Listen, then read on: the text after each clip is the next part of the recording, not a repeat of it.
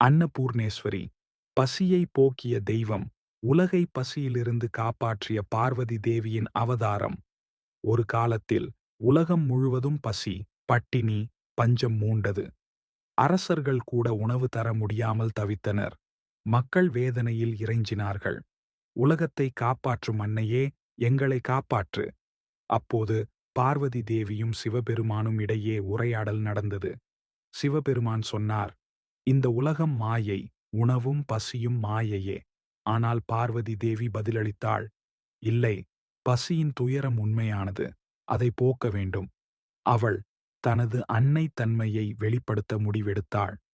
பார்வதி தேவி அன்னபூர்ணேஸ்வரி எனும் வடிவில் தோன்றினாள். தங்கக் கிண்ணம் ஒன்றில் சோறு, கையில் தங்கக் கரண்டி. அவள் முகத்தில் அன்னையின் கருணை. அவள் எங்கு இருந்தாளோ அங்கெல்லாம் உணவு பெருகியது.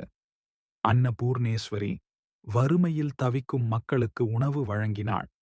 ஆயிரக்கணக்கானோர் அவள் கருணை உணவில் உயிர் பெற்றனர். சிவபெருமானும் அந்த உணவை பெற்றபோது சொன்னார், இன்று சக்தி இல்லாமல் நான் கூட பசியில் இருக்க முடியாது என்பதை உணர்ந்தேன். இவ்வாறு பார்வதி தேவிதானே உலகுக்கு உணவு தந்த அன்னையாக போற்றப்பட்டார். காசி விசுவநாதர் ஆலயத்தில் உள்ள அன்னபூர்ணேஸ்வரி சன்னதி இன்றும் உணவுக்காக தெய்வீகமாக வழிபடப்படுகிறது.